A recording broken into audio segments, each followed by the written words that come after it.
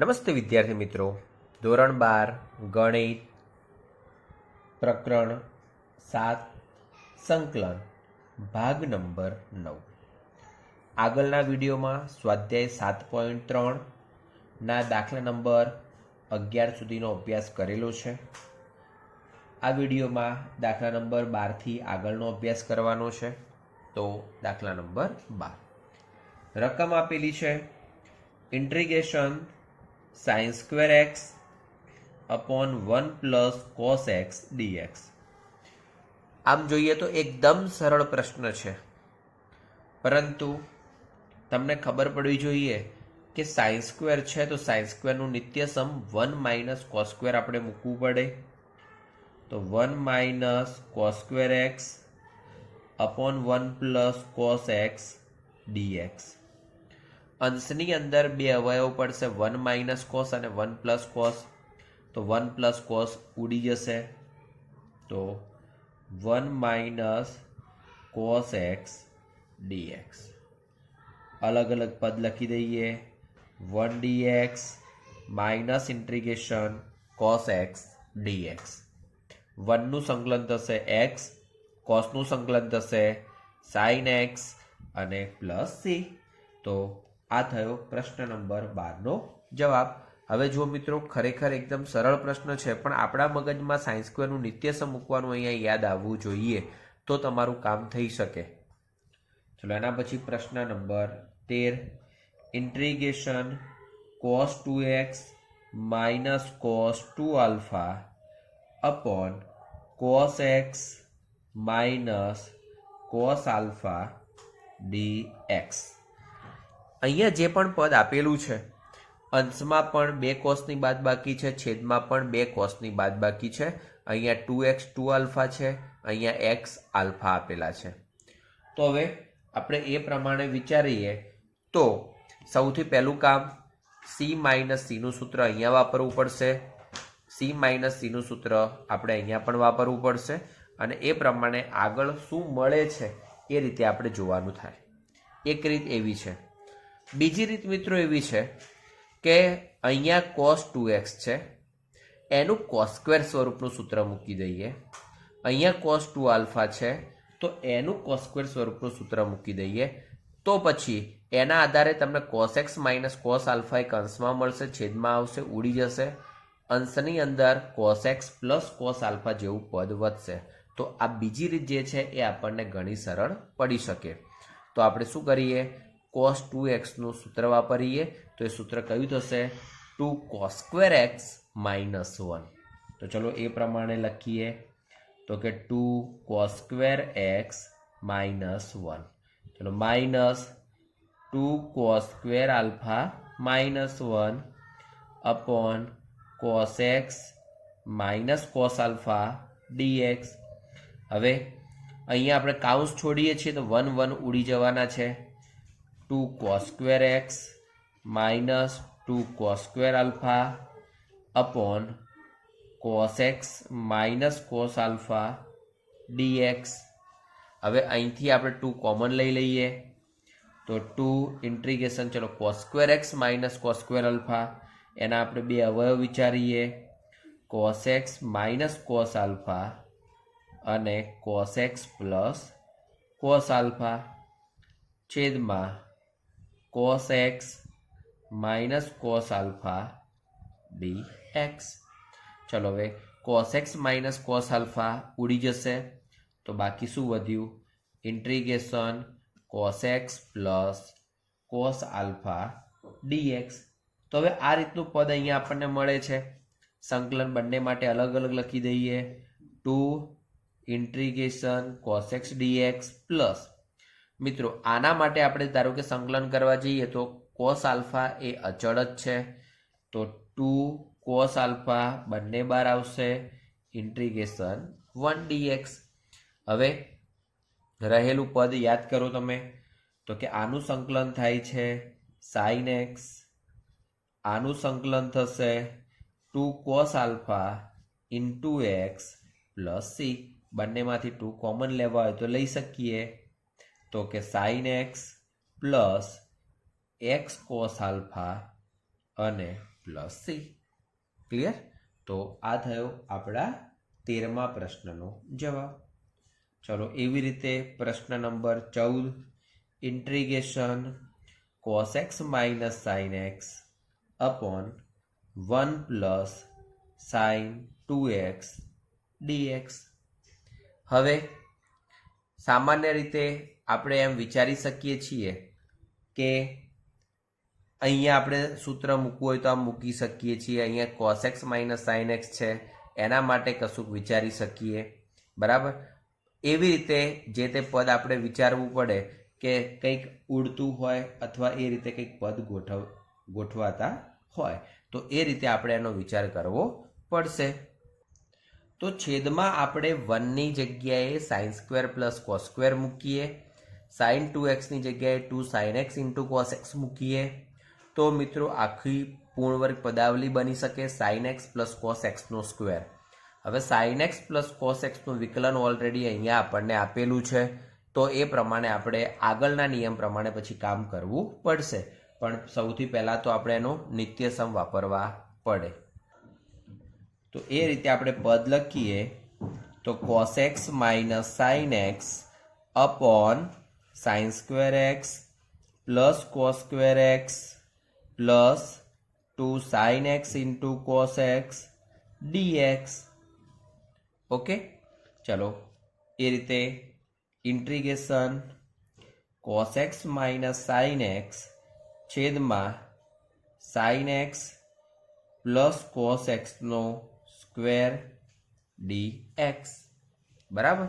હવે આપણે sine x plus cos એક્સની જગ્યાએ ટી આદેશ લેવો પડે તો કે sine x plus cos x equal to t લેતા સાઇનનું વિકલન થાય છે કોસ એક્સ, કોસનું વિકલન થાય છે minus sine x d x equal to DT.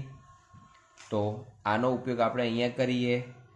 આઈ બરાબર ઇન્ટિગ્રેશન 1/t² dt.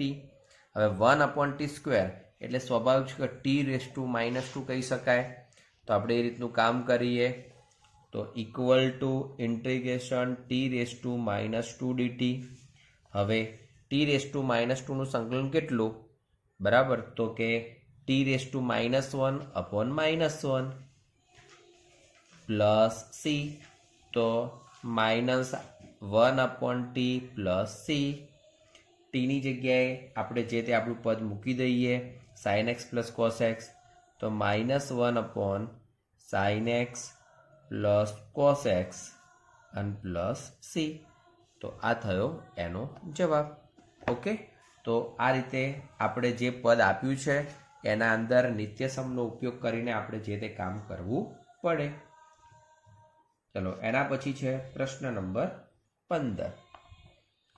રકમ જોઈએ તો tan³ 2x into sec 2x dx. હવે જે પણ પદ છે એને તમે ધ્યાનથી વિચારશો તો અહીંયા tan³ અને અહીંયા sec. ધારો કે અહીંયા આપણે tan² ને થોડાક અલગ લખીએ, tan² ને. બરાબર, તો sec ઇન્ટુ tan થવાનું છે બાજુમાં. હવે જે પણ પદ છે એની અંદર આપણે એમ વિચારીએ કે sec ઇન્ટુ tan² ની જગ્યાએ આપણે નિત્યસમ મૂકીશું તો tan² નું નિત્યસમ કયું થશે? તો કે sec² -1. બરાબર, અને એ પ્રમાણે આપણે જે તે કામ આગળ વિચારવાનું થાય. તો આમાંથી એક tan ને જુદા પડીએ, એક tan² રાખીએ તો integration tan² 2x into tan 2x into sec 2x dx. tan² ની જગ્યાએ નિત્યસમ મૂકી દઈએ sec² 2x -1 into tan 2x sec 2x dx. હવે આ પદ આની જોડે લખી દઈએ છીએ અને માઇનસ આ પદ એકલું રાખીએ છીએ તો integration sec² 2x into tan 2x into sec 2x dx minus integration sec 2x into tan 2x dx. હવે જે પદ અહીંયા આપેલું છે એના આધારે યાદ કરો મિત્રો કે sec 2x છે તો sec 2x નું વિકલન sec x into tan x જે બાજુમાં આપેલું છે. ઓકે, પરંતુ 2x નું વિકલન 2 નથી આપેલું. તો આપણે કયું કામ કરવું પડે? જો તમે ડાયરેક્ટ સમજી શકો છો કે આ અહીંયા રહેલા પદનું વિકલન બાજુમાં છે, 2 નથી તો 2 વડે ગુણાકાર ભાગાકાર આપણે કરી દઈએ. બરાબર? તો એ રીતે તો આની જગ્યાએ આપણે અલગ સંકલન કરીને કામ કરવું પડે. અહીંયા જે પદ છે એ પદ તો ડાયરેક્ટ સંકલન છે sec 2x નું. કેમ? કારણ કે sec 2x into tan 2x તો એ ખરેખર કોનું વિકલન કહેવાય? તો કે એ વિકલન થાય છે sec 2x, પણ એની જોડે ફક્ત 2 નથી તો ત્યાં પણ 2 વડે ગુણાકાર ભાગાકાર કરવા પડશે. તો આપણે એ રીતનું કામ કરી દઈએ. 1/2 integration sec square 2x into tan 2x into sec 2x into 2 dx minus 1/2 integration sec 2x into tan 2x into 2 dx. હવે 1/2 આ પદ જે છે એનું વિકલન બાજુમાં છે તો એની 2 ઘાત છે, એની 3 ઘાત થઈ શકે અપોન 3. મિત્રો બીજી રીતે કહું તો એમ થાય કે sec 2x ની જગ્યાએ તમે t આદેશ લો, બરાબર, તો એનું વિકલન આર્યું આખું થવાનું છે. તો એ આખા પદની જગ્યાએ dt લખી શકાય તો t² dt થાય. હવે t² dt થાય તો એનું સંકલન t³ અપોન 3 થવાનું છે અને એ રીતે ટીની જગ્યાએ sec પાછા મૂકી દો. એ જ રીતે અહીંયા પણ એવું જ કામ કરવાનું છે કે અહીંયા રહેલું પદ એ આખે આખું કોઈકનું સંકલન જ છે. તો એ રીતે આપણે કામ કરવાનું થશે. તો sec cube 2x upon 3 minus 1/2 અહીંયા પદ જે છે એ પણ સેકનું જ વિકલન છે તો કે ફક્ત sec 2x અને પ્લસ c. તો અહીંયા 3 દુ 6 થાય છે, લખી દઈએ. તો sec cube 2x upon 6 minus sec 2x upon 2 અને પ્લસ c. તો આ રીતે આપણે એનો જવાબ આપી શકીએ. બરાબર છે મિત્રો? ડાયરેક્ટ નથી ખબર પડતી તો આ પદ પૂરતું તમે આદેશ ધારીને પણ કામ કરી શકો છો. બરાબર? અહીંયા ડાયરેક્ટ છે તો એ પ્રમાણે આપણે લખી શકાય. ચલો એના પછી પ્રશ્ન નંબર 16. હવે 16મો પ્રશ્ન જે છે એમાં 10 ની 4 ઘાત આપેલી છે. હવે જ્યારે 10 ની 4 ઘાત આપેલી હોય, બરાબર, તો એને સ્વાભાવિક છે કે 10 નો વર્ગ ઇન્ટુ 10 વર્ગમાં લખવું પડે. તો integration tan² x into tan² x dx. એક tan² ની જગ્યાએ આપણે નિત્યસમ વાપરવું પડે. Integration tan² x into sec² x minus 1 dx. હવે કાઉન્સ છોડીને અલગ અલગ લખી દઈએ. તો tan² x into sec² x dx minus integration tan² x dx.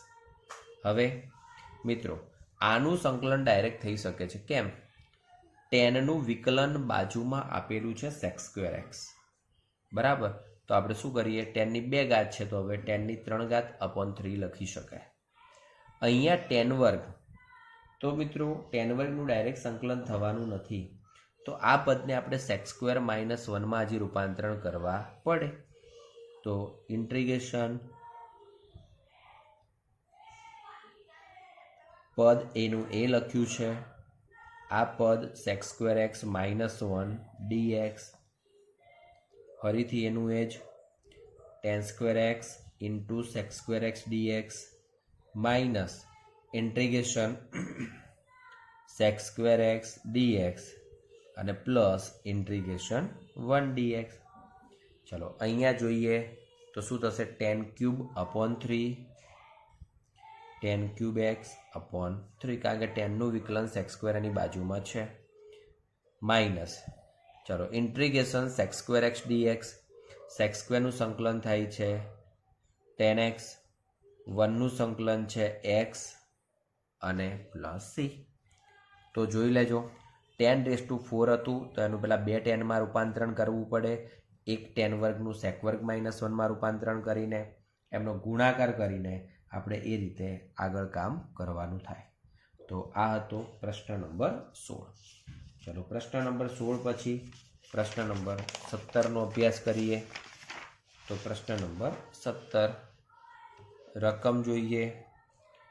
તો 17ની રકમ આપણને આપેલી છે sin cube x plus cos cube x upon sin square x into cos square x dx. અહીંયા જે પણ રકમ આપેલી છે એ રકમને આપણે ધ્યાનથી જોઈએ તો કોઈ જ નિત્યસમ વાપરવાની જરૂર નથી. ડાયરેક્ટ જ આ જે છેદમાં પદ છે એ સાઇન ક્યુબના છેદમાં એકવાર લખી દો, એક વખત કોસ ક્યુબના છેદમાં આપણે લખી દઈએ, બે બાજુ અલગ અલગ લખીએ અને પછી છેદ ઉડાડીએ કેવું પદ વધે છે એના આધારે આપણે જોવાનું રહેશે. તો એ રીતે આપણે કામ કરીએ તો પહેલું જ પદ છે sign cube x upon sign square x into cos square x plus cos cube x upon sign square x into cos square x dx. ચલો પહેલું પદ સાઇન સ્ક્વેર ઉડી જશે તો બાકી શું વધે છે? Sine x upon cos square x. અહીંયા જોઈએ cos x upon sign square x બરાબર અને dx. ચલો સાઇન अपॉन કોસ એટલે ટેન અને 1 अपॉन કોસ એટલે સેક, તો સેક ઇન્ટુ ટેન અહીંયા થાય છે. કોસ अपॉन સાઇન એટલે કોટ અને 1 अपॉन સાઇન એટલે કોસેક, તો એ પણ થાય છે. તો integration tan x into sec x plus cot x into cosec x dx બરાબર. ચલો સંકલન અલગ અલગ લખીએ. Integration sec x into tan x dx plus integration cosec x into cot x dx. ચલો હવે સેક એક્સ ઇન્ટુ ટેન એક્સનું સંકલન થાય છે સેક એક્સ. ચલો કોસેક એક્સ ઇન્ટુ કોટ એક્સનું સંકલન થાય છે minus cosec x plus C. તો બસ પ્લસ માઇનસ માઇનસ આપણે કરી દઈએ તો sec x minus cosec x plus C. તો આ થયો 17મા પ્રશ્નનો જવાબ. ચલો એના પછી 18મો પ્રશ્ન રકમ જોઈએ. Integration cos 2x plus 2 sign square x upon cos square x dx બરાબર. હવે જે પણ પદો છે એ પદ માટે આપણે શું વિચારી શકીએ? તો મિત્રો અહીંયા cos 2x છે તો cos 2xનું આપણે સૂત્ર મૂકવું પડે 2 cos સ્ક્વેર એક્સ માઇનસ 1 એટલે કે આનું નિત્યસમ. અને એ નિત્યસમ મૂક્યા પછી આપણે આનો જે તે આગળ જવાબ વિચારવાનો થાય. તો 2 cos square x minus 1 plus 2 sign square x upon cos square x dx. ચલો cos સ્ક્વેર ત્રણેય પદો માટે આપણે અલગ અલગ લખીએ, અથવા બીજી રીતે કહું તો એવું પણ થઈ શકે કે 2 cos સ્ક્વેર એક્સ માઇનસ 1 છે ને અહીંયા પ્લસ 2 સાઇન સ્ક્વેર છે. આ અને આ પદમાંથી 2 કોમન નીકાળો તો sign square plus cos square એટલે સ્વાભાવિક છે કે 1 જ થવાનું છે. તો આપણે એ રીતનું કામ કરી દઈએ બરાબર. તો શું થશે?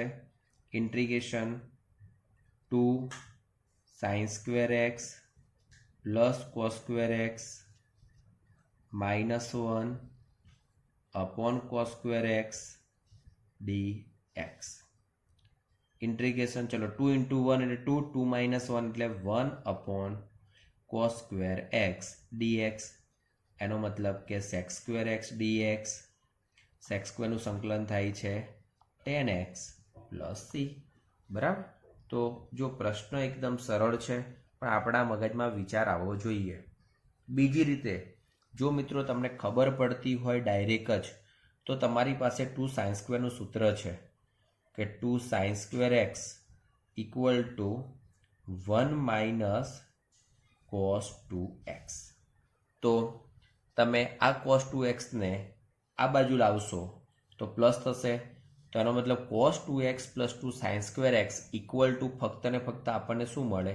1 મળે. તો અંશમાં સીધું જ 1 એના આધારે મળી જાય છે. જો તમને આ નિત્યસમ ડાયરેક્ટ ખબર હોય અને તમે એની આધારે ડાયરેક્ટ 1 લખો તો પણ ચાલે, બરાબર. અને તો પછી સીધું તમને આર્યું પદ મળી જશે અને સીધો જ એ રીતે એનો જવાબ મળશે. તો આ છે પ્રશ્ન નંબર 18. ચલો હવે એના પછી પ્રશ્ન નંબર 19નો અભ્યાસ કરીએ.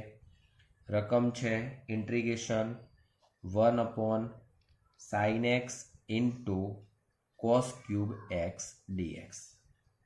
હવે sin x into cos cube x છેદમાં દેખાય છે, અંશમાં ફક્ત ને ફક્ત 1 દેખાય છે. હવે 1 દેખાય છે તો આપણે શું કામ કરી શકીએ? તો કે જે પણ પદ છે અહીંયા એ પદ માટે આપણે અંશની અંદર 1 છે તો 1ના કારણે આપણે અંશમાં નિત્યસમ મૂકીએ અને પછી એ નિત્યસમ ને આના વડે ભાગી દઈએ તો આપણું કામ થઈ શકે એમ છે, બરાબર.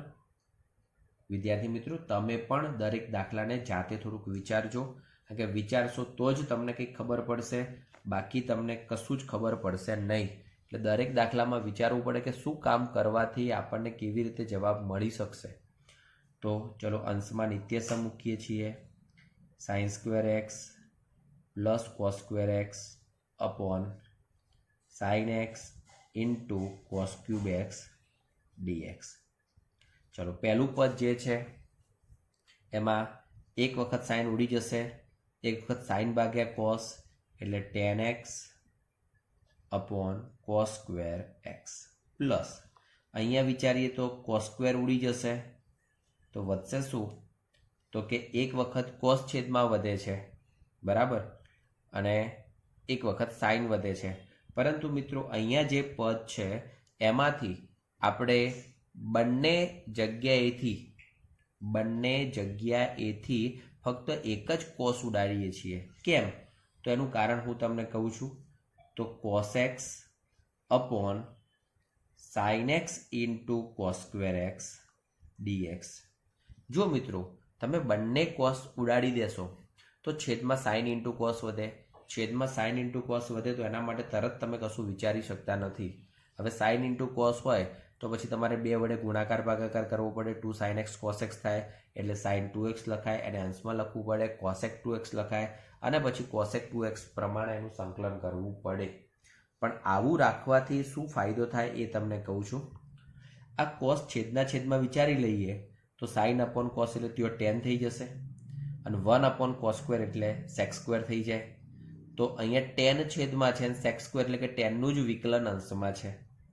અહીંયા એવું છે tan અંશમાં છે અને tanનું જ વિકલન sec સ્ક્વેર એની બાજુમાં આવશે. તો બસ જે પદનું વિકલન ઓલરેડી બાજુમાં આપેલું હોય એનું આપણે એ પ્રમાણે ડાયરેક્ટ સંકલન કરી શકીએ છીએ. તો integration tan x into sec square x d x, પહેલું પદ અલગ લખી દીધું, પ્લસ ઇન્ટિગ્રેશન આ પદ જોઈએ તો કે 1 upon tan x into sec square x d x. હવે જુઓ tanનું વિકલન બાજુમાં આપેલું છે, બરાબર.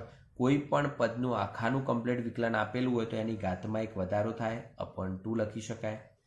અહીંયા tan પોતે છેદમાં છે, એનું વિકલન ઓલરેડી અંશમાં આપ્યું છે, તો શું કરવું પડે? 1 અપોન x પ્રમાણે આનું સંકલન કરવું પડે. એનો મતલબ કે log mod x પ્રમાણે કામ કરવું પડશે. એનું વિકલન બાજુમાં આપેલું છે અંશમાં એટલે. તો પહેલાને આધારે શું લખી શકાય? તો કે એ થશે tan square x by 2 equal to tan square x by 2, અને બીજાને આધારે શું લખી શકાય? log mod tan x plus c. Okay, તો આ થયો આપણો જવાબ. એટલે મિત્રો તમારે કોઈ પણ દાખલો હશે તો એને સમજવું પડશે, અને એ ક્યારે ખબર પડશે? જ્યારે તમે ખાસી ઘણી બધી પ્રેક્ટિસ કરી હશે તો જ તમારા મગજમાં આઈડિયા આવશે, બાકી એમને એમ તમારા મગજમાં કોઈ આઈડિયા આવશે નહીં.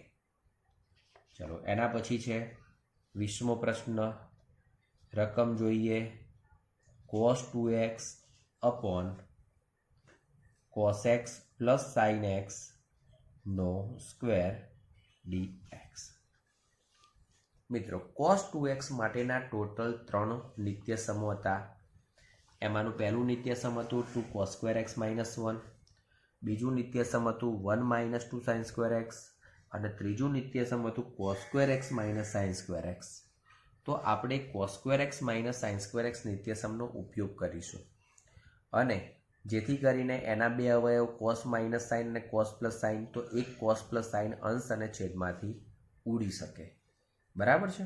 તો સૌથી પહેલાં cos square x minus sin square x છેદમાં cos x plus sin x નો સ્ક્વેર dx. ચલો બે અવયવો cos x minus sin x, અને બીજું છે cos x plus sin x છેદમાં cos x plus sin x નો સ્ક્વેર dx. એક અવયવ ઉડી જશે તો cos x minus sin x upon cos x plus sin x dx. હવે જે છેદમાં પદ છે એનું જ વિકલન અંશમાં છે, તો આદેશ લેવો હોય તો આવી રીતે લઈ શકાય કે ભાઈ cos x plus sin x equal two t લેતા કોસનું વિકલન માઇનસ sin x, સાઇનનું વિકલન cos x dx equal to dt. તો કે માટે I બરાબર ઇન્ટિગ્રેશન 1/t dt. એનો મતલબ log mod t plus c. ચલો ટીની જગ્યાએ આપણે cos x plus sin x મૂકી દઈએ, log mod cos x plus sin x plus c. તો જુઓ આપણને રકમ કેવી રીતે આપી હતી એનું ડાયરેક્ટ તો કશું જ થઈ શકે એમ હતું નહીં, તો આપણે આ રીતે નિત્યસમનો ઉપયોગ કરીને એનું જે તે કામ કર્યું છે. ક્લિયર? ચલો એના પછીનો પ્રશ્ન છે 21મો. Integration sin inverse of cos x dx. તો હવે એનો આપણે વિચાર કરીએ તો સ્વાભાવિક છે કે તમને એટલું ખબર પડે કે અહીંયા તો કોઈ નિત્યસમ વાપરી શકાય એમ જ નથી. બરાબર? તો પછી આપણે કોનો અને કેવી રીતે ઉપયોગ કરીએ? તો મિત્રો ત્રિકોણમિતીય પ્રતિવિધેય પ્રકરણને યાદ કરજો.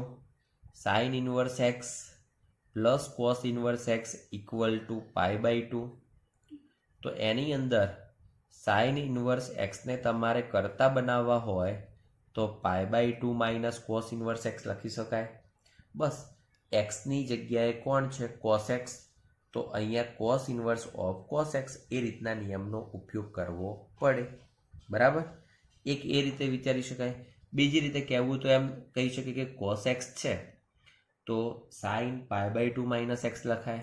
sin ઇન્વર્સ અને sin ઉડી જશે તો એકલા π/2 માઇનસ x પણ લખી શકાય. એટલે કાં તો આ રીતે કાં તો એ રીતે. તો ચલો આપણે π/2 માઇનસ x વાળી રીત જ વાપરી દઈએ. Integration sin inverse of sin π/2 minus x dx. હવે સાઇનનો પ્રદેશ સંવૃત માઇનસ π/2 થી π/2 છે ને એની અંદર આ પદ હોય. કેમ? કારણ કે π/2 માઇનસ x છે, એટલે આ બંનેને આપણે દૂર કરી શકીએ. Integration π/2 minus x dx. કારણ આપવું હોય તો આપી શકાય π/2 માઇનસ x બિલોંગ્સ ટુ સંવૃત માઇનસ π/2 થી π/2. ઓકે, ચલો હવે આમનું સંકલન કરીએ તો π/2 અચળ છે, એમનું સંકલન ઇન્ટુ x. માઇનસ એક્સનું સંકલન x²/2 અને પ્લસ c. તો જુઓ દાખલાની રકમ આમ આપણને ડિફિકલ્ટ જેવી લાગે છે, પરંતુ એનો જવાબ આપણને એટલો જ સરળ મળે છે. ઓકે, તો આ છે પ્રશ્ન નંબર 21. હવે એના પછી પ્રશ્ન નંબર 22. હવે મિત્રો જે 22મો પ્રશ્ન છે એ જ રીતના જુદા જુદા અલગ અલગ 3 થી 4 પ્રકારના પ્રશ્નો થઈ શકે એમ છે. તો અહીંયા 22મો પ્રશ્ન છે, તો એને આપણે પહેલા સમજી લઈએ. Integration 1/cos x - a into cos x - b dx. મિત્રો અહીંયા તમારે નોંધ તરીકે લખવું હોય તો પણ તમે લખી શકશો કે જ્યારે અંશની અંદર x - a અને x - b સ્વરૂપના બે પદો હોય, સાથે સાથે બંને એક જ ત્રિકોણમિતીય વિધેયવાળા પદો હોય, તો sin a - b વડે ગુણાકાર ભાગાકાર કરવો. તો નોંધ આ રીતની છે, છેદમાં એક જ ત્રિકોણમિતીય, તમે દાખલાની 12ના ભાગમાં નોંધ લખજો, એક જ ત્રિકોણમિતીય વિધેયવાળા બે પદો હોય, કૌંસમાં સાઇન અથવા કોસ, બરાબર, બીજા કોઈના માટેની અહીંયા વાત નથી, બરાબર, પદો હોય તો સાઇન a - b વડે ગુણાકાર ભાગાકાર કરવું.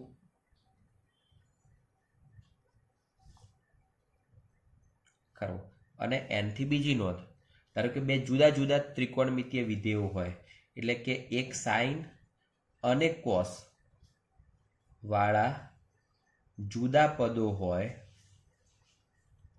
તો અહીંયા જેવી રીતે સાઇન હતું, સરખા માટે સાઇન અને જુદા માટે કોસ a - b વડે ગુણાકાર ભાગાકાર કરવું.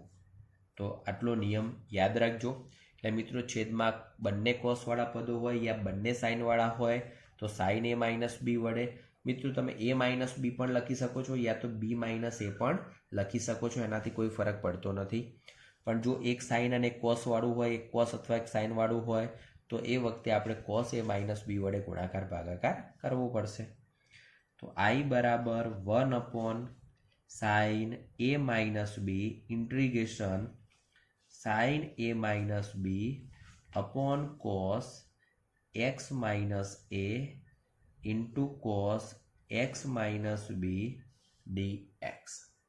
હવે અંશની અંદર જુઓ મિત્રો, આપણે અહીંયા જે પણ પદ ગુણાકાર ભાગાકાર કર્યો છે બિલકુલ અચળ પદ છે, એટલે અચળ પદ વડે ગુણાકાર ભાગાકાર કરીએ છીએ તો કોઈ ફરક પડતો નથી. હવે આ જે પદ જે છે એને x - અને x - b સ્વરૂપમાં આપણે લખવાનું છે. તો 1/sin a - b integration sin x - b,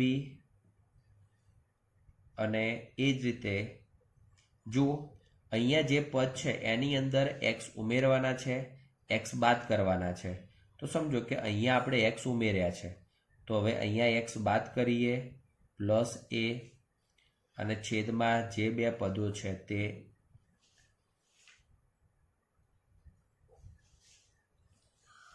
ચલો 1/sin a - b ઇન્ટિગ્રેશન.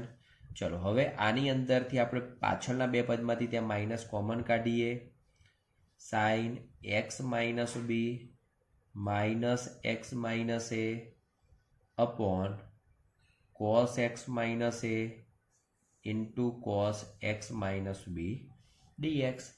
હવે આ જે પદ છે એમાં સાઇન આલ્ફા માઇનસ બીટાનું સૂત્ર આપણે વાપરવાનું છે. તો સાઇન આલ્ફા માઇનસ બીટાનું સૂત્ર વાપરીએ તો શું થાય?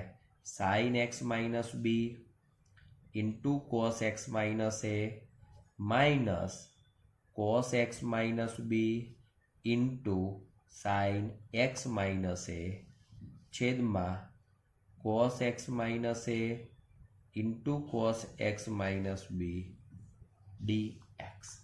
હવે જેમનો છેદ ઉડતો હોય એમને આપણે ઉડાડીએ.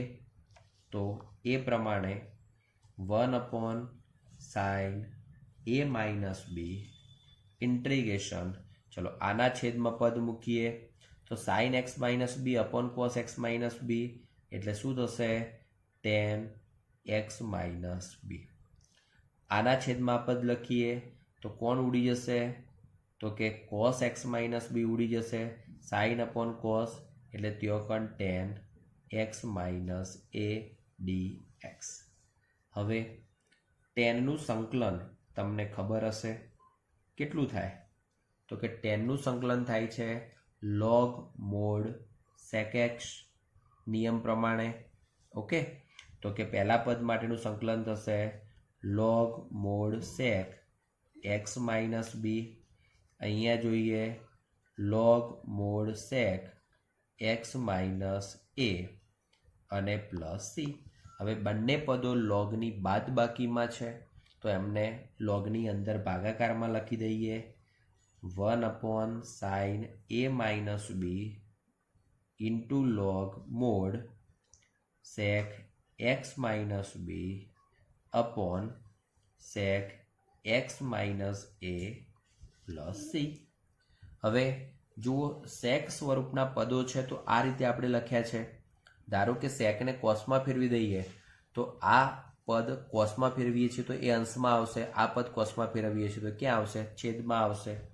તો કે અથવા 1/sin a minus b into log cos x minus a upon cos x minus b plus C. બરાબર છે? તો આ રીતે આપણને એનો જવાબ મળી શકે.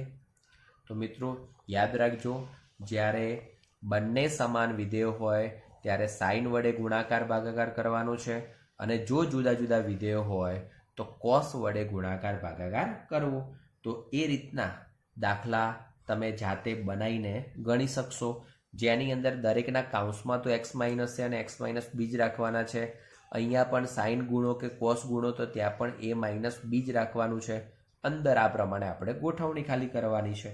અહીંયા આપણે કોઈ કાઉન્સ લખેલો નથી. એક્સ માઇનસ બી માઇનસ એક્સ પ્લસ એ એટલે ટૂંકમાં એક્સ ઉમેર્યા છે અને એક્સ બાદ કર્યા છે. બાકીના એ અને બી માઇનસ બી પદો તો એના એ જ છે. પછી ખાલી આપણે ગોઠવણી કરી છે અને એ રીતે આપણે જવાબ મેળવ્યો છે. હવે મિત્રો સ્વાધ્યાય 7.3ની અંદર 23 અને 24 એ બંને ખાલી જગ્યાઓ છે. તો એ બંને ખાલી જગ્યાઓને આપણે હોમવર્ક આપીએ છીએ. આશા રાખું છું કે એને તમે જાતે ગણવાનો પ્રયત્ન કરશો અને ગણી લેશો. Thank you. જય હિન્દ.